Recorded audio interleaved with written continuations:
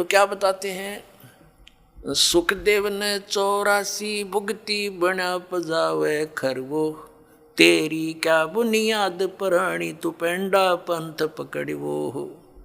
परमात्मा के ज्ञान से हमें पता चलता है कि एक सुखदेव नाम के ऋषि थे और वो अपनी सिद्धि के कारण आकाश में उड़ जाते थे, लेकिन गुरु धारण नहीं कर रखा था, ना सत भक्ति कर रहे थे। पिछले जन्म के पुण्य कर्मों से भक्ति शक्ति से उसकी बैटरी चार्ज थी, हवा में उड़ जाने की सिद्धि भी थी। एक दिन साधु संत महात्माओं की गोष्ठी हो रही थी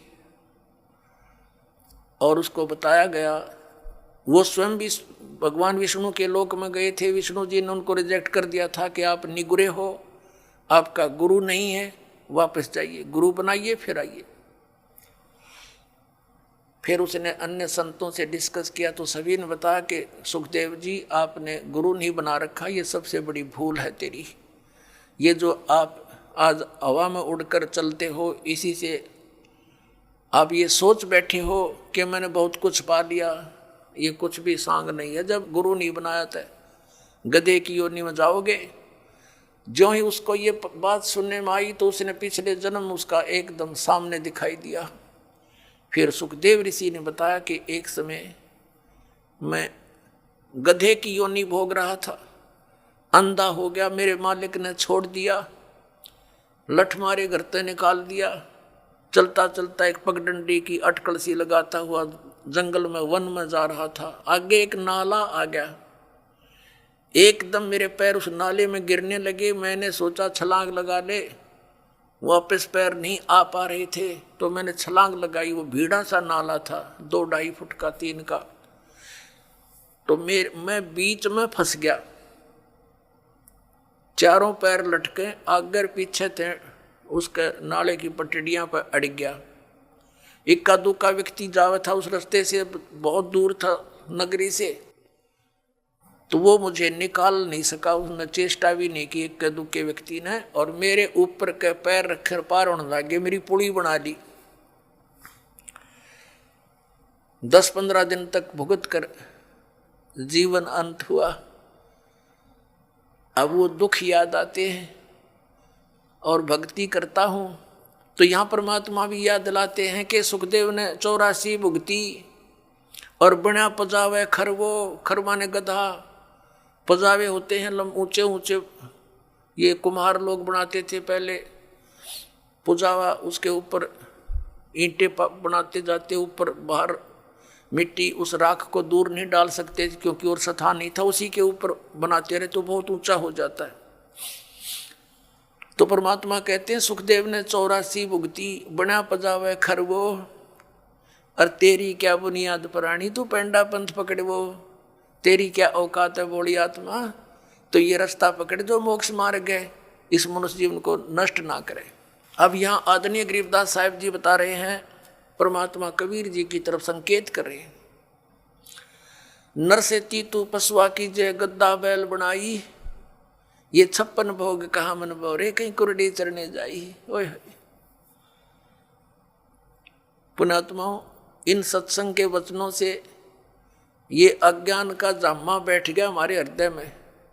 इन परमात्मा के इन हथौड़ों से, इस तत्व ज्ञान से ये फूट जाएगा और फिर सपने में भी डर लगेगा आपको, जब आपके ये पाप कर्म को छट जाएंगे सत्संग के सुनने से।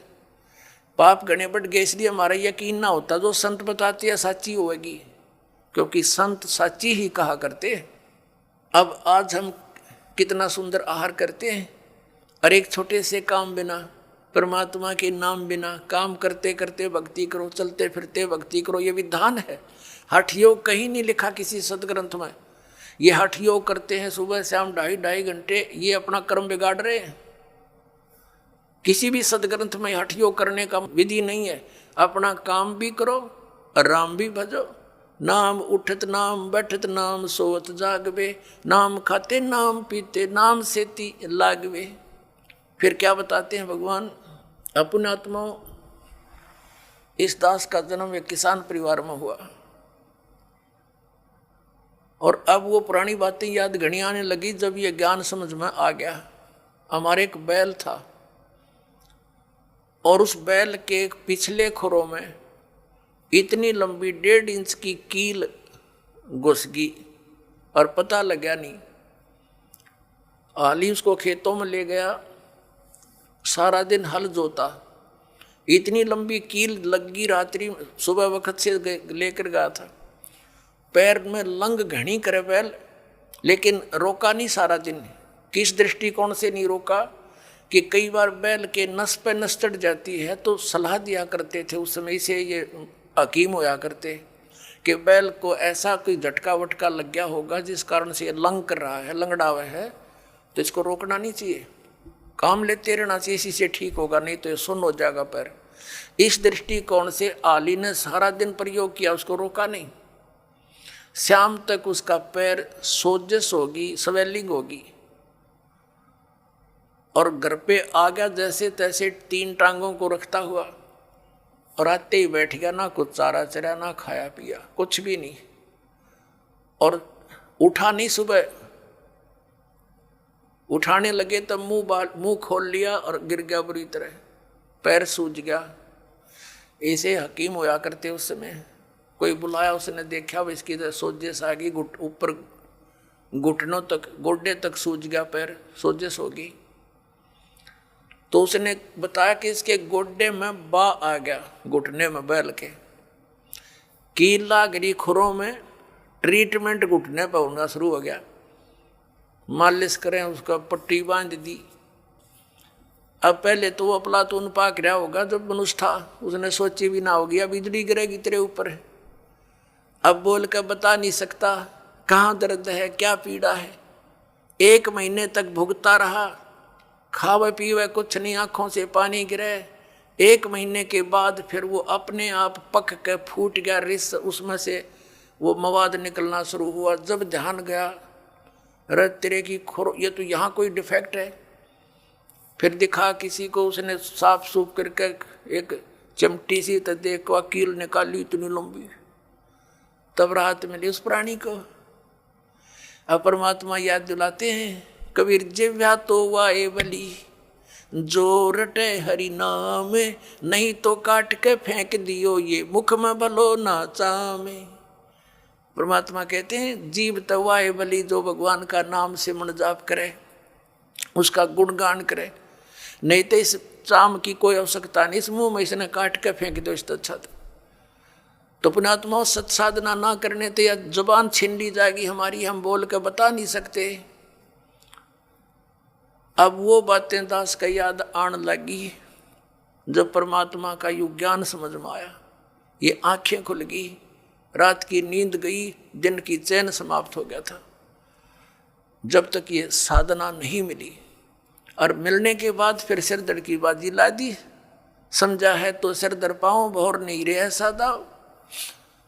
परमात्मा ने कहा है कि ये संसार समझदा नहीं, कहंदा श्याम दोपहरे नू, और गरीबदास ये वक्त जाता रोगे इस पैरे नू।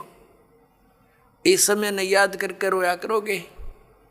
अके भगवान मनुष्य जीवन में जब भक्ति कर लेते, कुत्ते बन के ऊपर न मुँह कर रोते, उनको कभी कभी प्रेरणा होती है। अके बूंदी बन गई हमारे साथ, रात्रि में सर्दी के समय ऊपर से वर्षा हो रही है, और वो एसी रूम में रहने वाला आज धूम लगवा के और गली में विराजमान है, एक भक्ति ना करने से, और फिर न्यू करे ऊपर न मुकर को देखे बूंदी बनी। उसको की आत्मा तो वही है जो मनुष्य शरीर में थी, सारी महसूस करते हैं वो। तो यहाँ परमात्मा कहते हैं 8 दिन पाछे गए गुरु से किया ना हेत, अब पछतावा के करे बिना चिड़िया चुगी खेत। यानी मनुष्य जीवन रहते ये ज्ञान याद आ जाता है, पता लग जाता है, तो कुछ भी ना बिगड़ा। और वह बिरान माटी हुए पाछे फिर रोए जाओ प्रणामों करके। गरीबदास ये वक्त जात है, मनुष्य जीवन का समय जाता है, रोगे इस पैरे लूँ, इस समय न रोया करोगे जब सत भक्ति नहीं करी। और भक्ति कर रहे हो नकलियों के पास, वो भी रोएंगे क्योंकि वो यूजलेस है, कोई मंत्र नहीं, कोई साधना नहीं, कोई ज्ञान नहीं उनका। तो वो अभी बात बिगड़ रही है। पुण्यात्माओं, काल ने घना जुल्म करवा रखा है आपके साथ। परमात्मा की चाह आत्मा को बहुत युगों से, जब से परमात्मा से बिछुड़ी है, लेकिन काल ने अपने ये दूत छोड़ रखे हैं कि ये मिसगाइड रखे, परमात्मा तक ना जाने दे और ही कई साधनाओं में उलझाए रखें।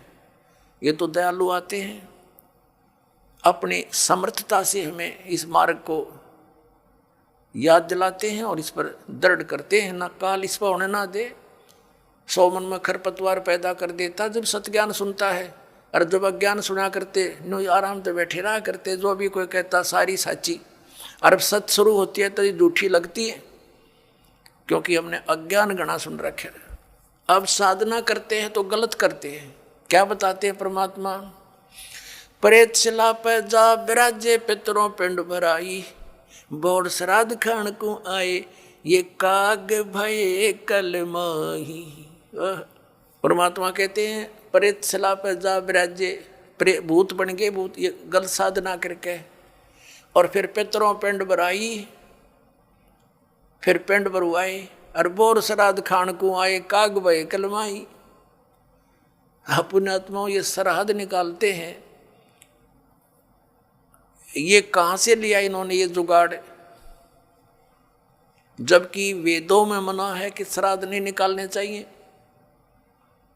ये भूत पूजाएं हैं, भूत पूजोगे तो भूत बनोगे। गीता जी अध्याय नंबर 9 के श्लोक नंबर 25 में कहा कि भूत पूजने वाले भूतों को प्राप्त होंगे, पितरों की पूजा करने वाले पितर बन जाएंगे, देवताओं की पूजा करने वाले देवताओं के पास जाकर उनके नौकर लगेंगे, और मेरी पूजा करोगे मुझे प्राप्त होगे। तो गीता जी में तो मना किया कि पितर पूजा भूत पूजा ये 13वीं करनी, अस्थि उठानी गति कराने के लिए गंगा में डाल कानी, ये सारी शास्त्र विरुद्ध साधना है, वेद विरुद्ध साधनाएं हैं, ये नहीं करनी चाहिए।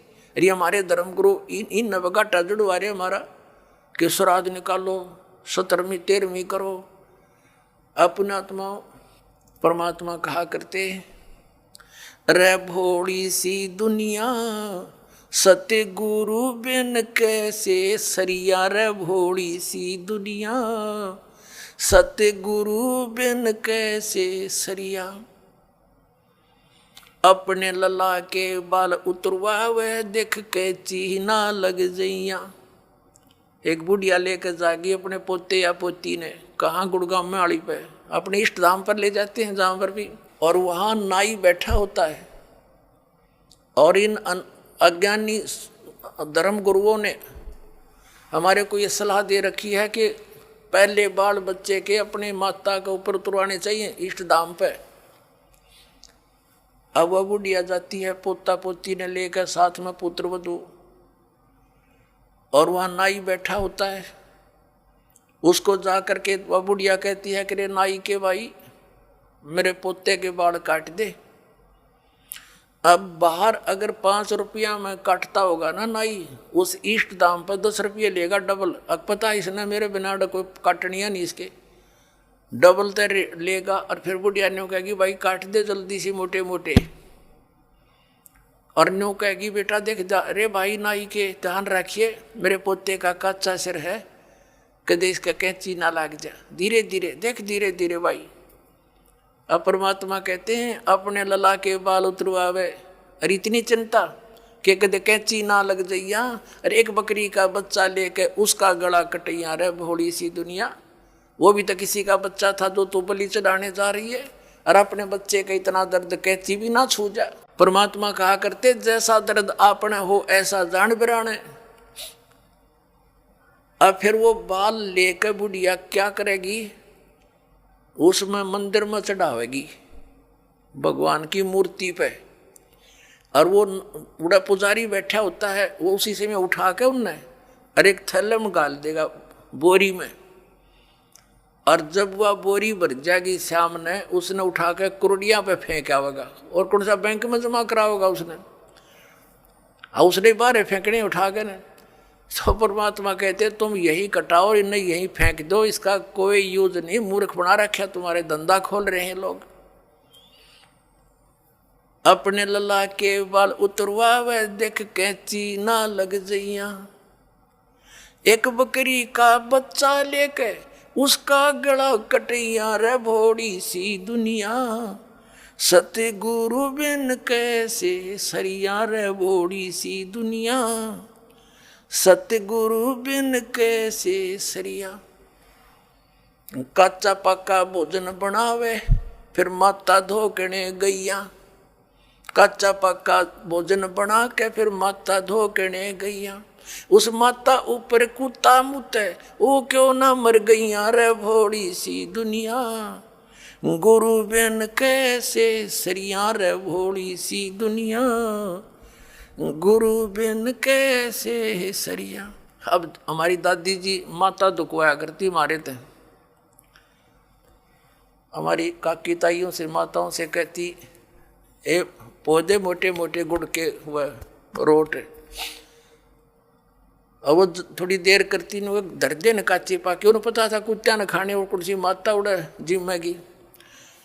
और वहाँ एक माता इतनी 2-2.5 फुट की उसकी हाइट, उसके महल की वह मंडी बना रखी होती है, और एक चबूतरा सा, और वो बुढ़िया तो ऊपर चढ़ा कर वह तो डाल के उसका आगे परोठे पूड़े वापस नीचे उतरने से पहले 3-4 कुत्ते चढ़ जाएंगे उसके ऊपर।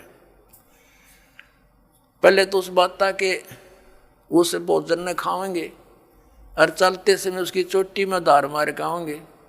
अब परमात्मा यूँ कहा करते कि जय वह माता जिसने तो धोकन गई उसे प्रोटेक्शन की, क्योंकि पूजा तो नहीं कराना, कुछ बचाव करे हमारा, उसके आप शर्मा कुत्ते मुत्ते तो वह तेरा बचाव क्या करेगी बुढ़िया।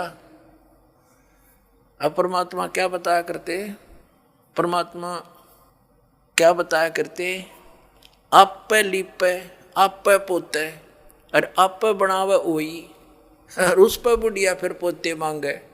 देख अकल कहाँ से खोई। एक वही माता देखी हमने पूजती, एक औरत क्या चित्र बना लेती थी दीवार पर, आप पे बनाती, और फिर उसका अगर जोत जात ला के अर्नो कहे हे वही माता बहू के पोता दिए पुत्र दिए, दूध पूत में खैर रखिए हैं, इसलिए तेरी पूजा करूं। परमात्मा कहे आप पे तो वह माता बनाई, आप पे लिपे आप पे पोते आप पे बनावे ओई, और उस पर बुढ़िया पोते मांगे। देखा कलकड़े तक खोई है तरह के जो भैया। परमात्मा क्या याद दिलाते हैं कि जाटी पूजे पीपल पूजे और सिर तुलसा के हो, और दूध पूत में खैर राखिए नो पूजू हो तो जांडी पूजे और पीपल में पानी चढ़ावे, और फिर तुलसी माता ने पूजे, और उनको किस लिए पूज रही हूँ कि मेरे दूध पूत में खैर रखिए।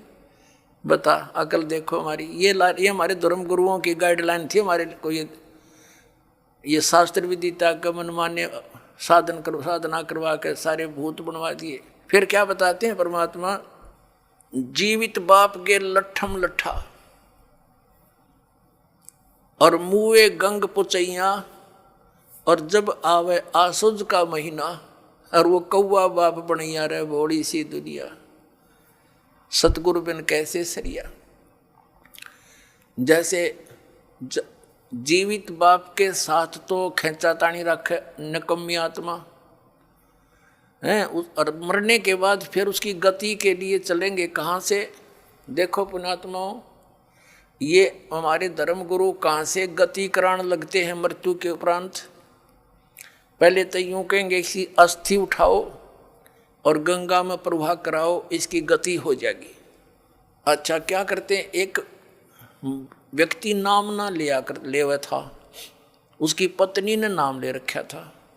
वैसे उसका अपनी पत्नी को मना नहीं करता था, ज्ञान से बहुत कुछ परिचित भी था, लेकिन उसके सामने एक बात आती कि मेरा पिताजी की मृत्यु होगी और मैं यदि गंगा में अस्थि नहीं डालकर आया तो फिर मेरी आत्मा नहीं मानेगी, तो मैं इसलिए नाम नहीं लूं।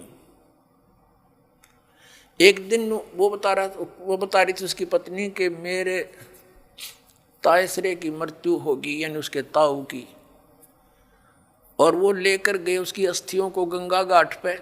वहाँ बैठे वो पांडे, और वहाँ इन्होंने अपने अक्षेत्र बांट रखे हैं कि ये मेरे अक्षेत्र का, ये मेरे अक्षेत्र का। जाते ही पूछ लेते कहाँ से आए जी, वो बता दिया जी ऐसे ऐसे सोनीपत से आए। अच्छा अच्छा आज तुम हमारे हो वो पकड़ ले गए। तो वहाँ जाकर उसने देखा, खोल कर पिछला सारा इतिहास बता देते हैं। तो क्या बोले वह नो बोले यजमान इब कद बहुत दिन माए रे तेरा गजब भैयो। अब उन्होंने कह रही थी कि वो बतावा था उसका पति के मेरा माथा ठनक्या कि दुश्मन तेनों बाट देखा हम रोज मरा। इन्हों क्या इब कद बहुत दिन माए गति कराण। तो वो कहने लगा उसके बाद मेरा वहाँ से मन हट गया कि वो तो हमारी सारा दिन जो है ना ये कुशोण मनावे हैं। पुण्यात्माओं गति करवा दी कि गंगा में अस्थि डलवा दी, होगी गति। फिर कहें 13वीं करो। 13वीं किस लिए कि गति कराने खातिर। अच्छा हुआ 13वीं भी कर दी। फिर कहें अब इसके श्राद्ध निकालो। पहले प्रत्येक महीने किया करते, फिर छठे महीने और बड़ा व्यवस्था करते थे। और फिर 1 वर्ष के बाद वो कंप्लीशन होता था, उसका समापन करते थे। 1 साल में पूरे वर्ष लगे रहते थे गति कराने। और फिर क्या करते हैं परमात्मा कहते हैं प्रेत शिला पैजा बिराजे पितरों पिंड भराई। फिर पिंड भरवा दो, पितरों की मुक्ति हो जाएगी। परमात्मा क्या कहते हैं जीवित बाप के लट्ठम लट्ठा हर मुए गंग पुचैया। और जब आया आसोज का महीना कौआ बाप बनैया रे बोली सी दुनिया। अब फिर आगे श्राद्ध के समय आसोज का महीना। तो जिस तिथि को कोई घर का सदस्य मृत्यु को प्राप्त होता है तो हमारे धर्म गुरु वो तिथि नोट कर लेते हैं। आसोज के महीने में अमावस्या से लेकर पूर्णमासी तक उस किसी भी तिथि को मृत्यु होती है तो उस दिन विशेष कार्यक्रम करते हैं, श्राद्ध निकालते हैं। और सबसे पहले क्या करते हैं वो बना के भोजन ऊपर रखते हैं छत पे, और उसी समय कौवे आकर खा जाते हैं। तो वो क्या कहते हैं हमारे धर्मगुरु, देखो भोग लग गए तेरे पिताजी, हो सकता कौआ बन रहे हो। अरे भले आदमियों गति करान लागे थे, कौआ बना के छोड़ दिया। ये है इनके साधन। अब परमात्मा कहते हैं प्रेत शिला पैजा बिराजे पितरों पिंड भराई। और बहुत श्राद्ध खान को आए काग बने कलमाई। आगे क्या बताते हैं जय सतगुरु की संगत करते सकल कर्म कट जाई। अमरपुरी पर आसन होते जहां धूप ना छाई। अब क्या बताते हैं जय सतगुरु की संगत करते सतगुरु मिल जाते तो ये सारे कर्मों तो पीछा छूट जाता, ना श्राद्ध निकालने, ना भूत बनना, ना कौवे और पशु की योनियों में जाना। और फिर क्या होता अमरपुरी पर, अमरपुरी जिस स्थान का कभी नाश ना हो, सतलोक सनातन परम धाम की प्राप्ति हो जा, जब सतगुरु मिल जा तो और ये झंझट मिट जा सारे। और ये हमारे गुरुजी धर्म गुरु ने कहा श्राद्ध तो अवश्य निकालना चाहिए। इन्हें तो हमारे कर्म बिगड़वाने का ठेका ले रखा था। पुण्यात्माओं पवित्र हिंदू धर्म के जो सदग्रंथ हैं, पवित्र 4 वेद और पवित्र श्रीमद् भगवत गीता और 5वां वेद जो परमात्मा कबीर जी की वाणी जो उनके मुख कमल से बोला गया, उसमें कंप्लीट ज्ञान है, सभी सदग्रंथों का सारांश है। वो तो इनके हाथ नहीं लगा क्योंकि उन्होंने इन संस्कृत के ज्ञाताओं ने वो तो रिजेक्ट कर रखा था। कबीर साहब की वाणी तो एक अशिक्षित की वाणी है, इस करके वो हमारे पास हमारे तक नहीं आने दिया। तो इनमें जो पुराण हैं, ये पुराण क्या चीज़ है? ये 4 वेद, उन 4 वेदों का सारांश श्रीमद् भगवत गीता। लेकिन श्रीमद् भगवत गीता में कुछ अटकल युद्ध कराने के लिए इस काल भगवान ने लगाई हैं, वो अलग से दिखाई देती है। और जो वेदों से मेल खाता वो गीता जी का ज्ञान खरा है, बिल्कुल सत्य है, क्योंकि वो वेद ज्ञान गॉड गिवन है, परमात्मा का दिया हुआ है। तो हमने परमात्मा के आदेश का पालन करना है। और पुराण क्या है? ये ब्रह्मा जी द्वारा दिया गया ज्ञान। ब्रह्मा जी से सुना, फिर कुछ अन्य ऋषियों ने किसी और से सुना हुआ ज्ञान वो सब खिचड़ी बना के पुराण बना दी। अब वेदों में इन श्राद्ध आदि कर्म कांड का निषेध है, और गीता जी में निषेध 9वें अध्याय के 25वें श्लोक में स्पष्ट किया है, भूत पूजने वाले भूत बनेंगे। ये देखिएगा, श्रीमद् भगवत गीता, गीता प्रेस गोरखपुर से प्रकाशित है, जयदयाल गोविंद का इसके अनुवादक है। अध्याय नंबर 9 का ये है, अध्याय नंबर 9 श्रीमद् भगवत गीता, श्लोक नंबर 25।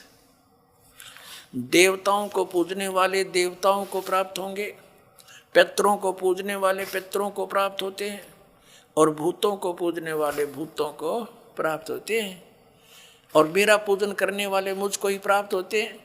अब ये श्राद्ध कितना आगे फिर, अब आपको दिखाते हैं एक झलक पुराणों में क्या लिखा है। एक मार्कंडेय पुराण है। एक रुचि नाम के ब्राह्मण थे, ऋषि, और उसने वेदों को समझा पढ़ा। ये ज्ञानी आत्मा थे कि मनुष्य जीवन केवल मोक्ष प्राप्ति के लिए प्राप्त होता है, इसलिए उसने ना तो विवाह कराया, ब्रह्मचारी पद पर रहते हुए 40 वर्ष की उम्र होगी थी, और अपना जंगल में वन में रहता था, कोई मकान झोंपड़ी भी नहीं डाल रखी थी। ये सोच करके मोक्ष प्राप्ति करानी है, क्या संग्रह करना है, 2 दिन का जीवन है। अब वो वेदों अनुसार साधना कर रहा था, रुचि ऋषि, और उसके जो पिताजी, दादाजी, परदादाजी, चौथा दादाजी वो मर चुके थे, वह भूत बन रहे थे, और वो भी ऋषि थे, ब्राह्मण थे। उनने भी ये कर्म कांड करे और करवाए थे, तो भूता बनेंगे वह। तो वो चारों दिखाई दिए और कहा, बेटा तूने विवाह क्यों नहीं करवाया, विवाह करवा के तुम हमारा श्राद्ध करता हैं और हमारी गति हो जाती। अब रुचि कहने लगा कि पितामहो, वेद में तो ये मना कर रखा है, ये श्राद्ध श्रुद्ध निकालना, ये कर्म कांड करना, ये तो मूर्खों का मार्ग है। और वो पितर भी कहते हैं, बेटा है तो ऐसा ही, इसमें कोई संदेह नहीं, मिथ्या नहीं है, सच्चाई है। लेकिन हमारा क्या होगा, अब तुम बाढ़ में जाओ, थारा क्या होगा, आप मरे, अरे पुत्र और मरवाने के लिए तैयार करे। या देखो मार्कंडेय पुराण, ये गीता प्रेस गोरखपुर से प्रकाशित है। गीता प्रेस गोरखपुर से प्रकाशित है। ये गीता प्रेस गोरखपुर से प्रकाशित है। ये 242 पृष्ठ पे संक्षिप्त मार्कंडेय पुराण, रोचे मुनि की उत्पत्ति कथा। मार्कंडेय जी कहते हैं कि ब्राह्मण, पूर्व काल की बात है, प्रजापति रुचि ममता और अहंकार से रहित इस पृथ्वी पर विचरते थे। उन्हें किसी से भय नहीं था, वे बहुत कम सोते थे। उन्होंने न तो अग्नि की स्थापना की थी, न अपने लिए घर ही बना रखा था। वे एक बार भोजन करते और बिना आश्रम के ही रहते थे। उन्हें सब प्रकार की आसक्तियों से रहित एवं मुनिवर्ती में रहते देख उनके पितरों ने उनसे कहा, ये देखिए, ये चारों आगे भूत बन रहे, ये देखो, ये रुचि ऋषि है, ये इनके पहले बने हुए वो पंडित जी सारे भूत पूज का भूत बन गए। अब ये दिख गए इसने सारे इकट्ठे। पितर बोले, बेटा विवाह स्वर्ग और अपवर्ग का हेतु होने के कारण एक पुण्यमय कार्य है। ये तो इन पितरों के वचन हैं, ये तो पितरों के वचन है जो अपनी सलाह दे रहे हैं। अब देखना, उसे तुमने क्यों नहीं किया। ग्रस्त पुरुष समस्त देवताओं, पितरों, ऋषियों और अतिथियों की पूजा करके पुण्यमय लोकों को प्राप्त करता है। वह सभा के उच्चारण से देवताओं को, शब्द से पितरों को तथा अन्नदान, बलि, वैष्णदेव आदि से भूत आदि प्राणियों एवं अतिथियों को उनका भाग समर्पित करता है।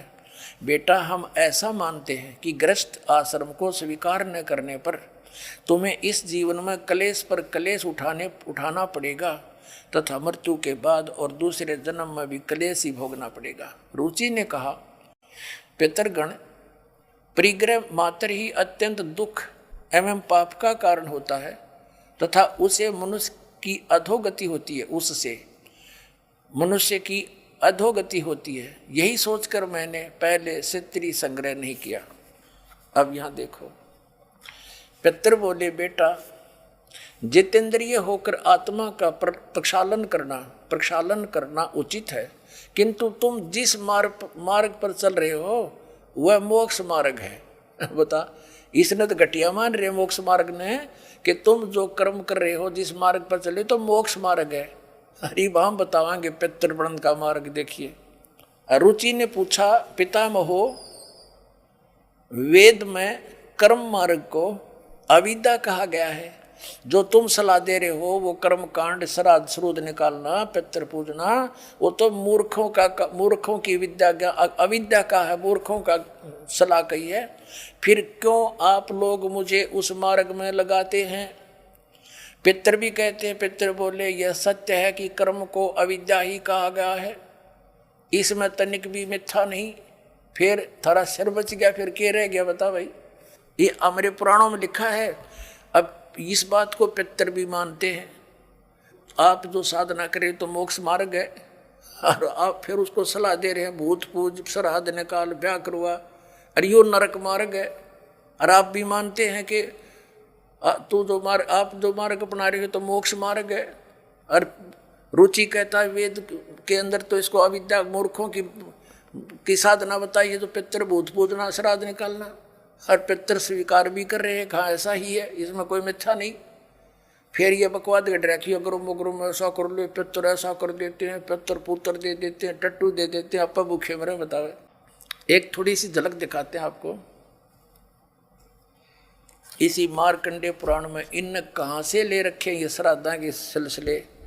एक मंदालसा नाम की औरत थी, उसने अपने पुत्र को शिक्षा दी, और वह ये ले रहे हैं। देख, मार्कंडे पुराण के अंदर है, यही आपको सुना रहे हैं। ये काशी पृष्ठ से थोड़ा सा लेंगे।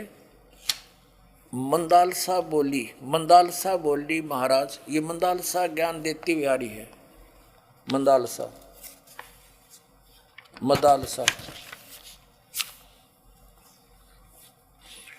ये 82 पृष्ठ पे संक्षिप्त मार्कंडे पुराण, यहाँ देखिए। अब ये क्या सलाह दे रही है कि जो पितर देवलोक में हैं और जो त्रिक योनियों में ये पशु पक्षी बने हुए हैं, और जो मनुष्य योनियों में एवं भूत वर्ग में स्थित हैं, भूत बन रहे हैं, और वे पुण्यात्मा हों या पापात्मा, जब भूख प्यास से विकल होते हैं तो वे अपने कर्मों में लगा हुआ मनुष्य पिंड दान तथा जल दान के द्वारा उन्हें तृप्त करता है। इसी तरह वह देवताओं और अतिथियों को भी संतुष्ट रखता है। देवता, मनुष्य, पितर, भूत, प्रेत, गोहक, पक्षी, कृमि और कीट आदि भी मनुष्यों से ही जीविका चलाते हैं। अब ये क्या बता रही है कि चाहे तो वो जो पितर देवलोक में हैं, जो त्रिक योनियों में पड़े हैं, और जो मनुष्य योनियों में यानी भूतादि पितर पैतर बन रहे हैं, वे पुण्यात्मा हों या पापात्मा, सब भूखे प्यासे मरते रहते हैं। तो वो टट्टू देवलोक में हुए, भूखे मरते प्यासे मरे। अब क्या बताते हैं आगे, ये देखिएगा यहाँ क्या बताया है संक्षिप्त मार्कंडे पुराण 92 पृष्ठ पे। इनमें से जो नरक में निवास करते हैं, जो पशु पक्षी की योनियों में पड़े हैं, तथा जो भूत प्रेत आदि के रूप में स्थित हैं, उन सब को विधि पूर्वक श्राद्ध करने वाला यजमान तृप्त करता है। कैसे करता? सुनो।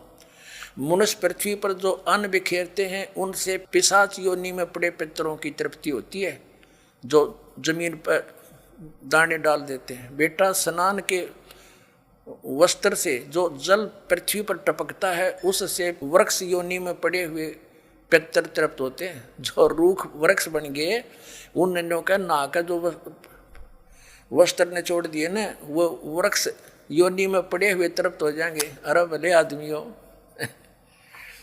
अब ये एक बार क्या था, परमात्मा कबीर जी काशी में गंगा घाट पर चले गए। गंगा का एक घाट बना हुआ है, वहाँ पर ये ब्राह्मण लोग सूर्य को यानी ऐसे सूर्य की तरफ मुँह करके गंगा से जल उठावें और वहीं डाल दें। कबीर साहब बढ़कर उसमें गंगा में घुटनों पानी में और ऐसे नौकरन लगे गंगा के जल को पटरी पर फेंक रहे पूरी स्पीड तक। अब वो सारे पंडित जी अपना काम छोड़ कर कबीर साहब की ओर देखने लगे।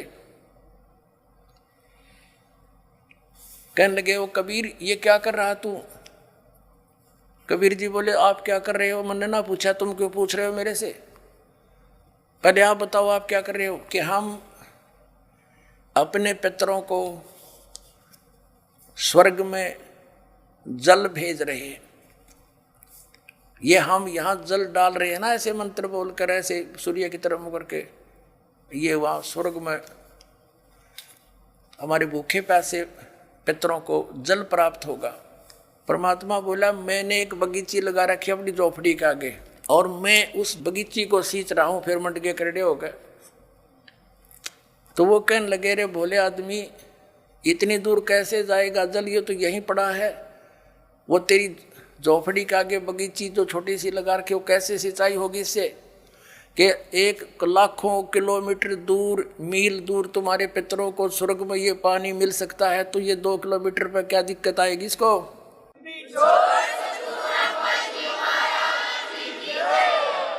तो उनकी चौंध टूट गई। पंडित जिया ने फिर अपना गलती स्वीकार की, मालिक की शरण ग्रहण करी। अपने आत्माओं वही यहाँ ये सिस्टम है। देखो अब देखो इनके आगे फिर मार्कंडेय पुराण हम पढ़ रहे हैं 92 पृष्ठ पे 92 पे। उससे वृक्ष योनि में पड़े हुए पितर तृप्त होते हैं। अच्छा वृक्ष तो है इतना बड़ा और पानी निचोड़ा कपड़े का उड़ा गंगा के किनारे, बताओ वृक्ष कैसे तृप्त होगा? उसमें तो बाल्टी भर गिरनी पड़ेंगी। देखिए से मूर्ख बना रखे हैं देखो। और नहाने पर अपने शरीर से जो जल के कण इस पृथ्वी पर गिरते हैं उनसे उन पितरों की तृप्ति होती है जो देव भाव को प्राप्त हो रहे हैं। देखो इनकी अकल। कहते हैं नहाने के बाद जो छींटे छाटे पृथ्वी पर पड़ते हैं ना, वो जो देवता बन गए उन पितरों की तृप्ति होती है। वो टट्टू देवता बन गए जब इससे पानी तो छकेंगे उड़ा हुआ तरह अकल बना मार रखी मारी। देखो इन्हें तरह देखो नहाने पर अपने शरीर से जल के कण इस पृथ्वी पर गिरते हैं ना, उनसे उन पितरों की तृप्ति होती है जो देव भाव को प्राप्त हुए हैं, जो देवता बन रहे हैं। और पिंडों के उठाने से वो पिंड भरवाते हैं, अन्न के कण पृथ्वी पर गिरते हैं ना, उनसे पशु पक्षी योनियों में पड़े हुए पितरों की तृप्ति होती है। बता वो पशु योनि में कितना भैंस बन कर खड़ी होगी उनकी वह माई या दादी ताई काकी हैं, और उड़ा वह कण गिरे पृथ्वी पर कीता है। वह भैंस तो उड़े एक टोकरा ने भूस खावा डेली, एक कण ते क्यों कर छिकेगी वह।